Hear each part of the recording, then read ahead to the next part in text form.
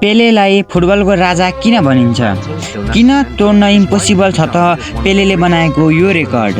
Brazilian player पेलेले 17 वर्षको उमेरमा नै वर्ल्ड कप जितेर रेकर्ड बनाएका थिए।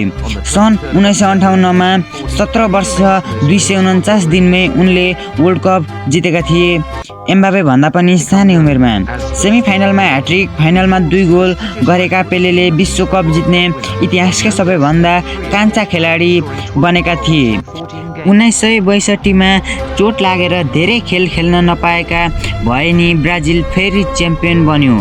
1970मा इटालीलाई 4-1ले हराउँदै पेलेले तेस्रो विश्वकप उचाली उनीले 3 पटक विश्वकप जित्ने एक्ला खेलाडी बनेका हुन्।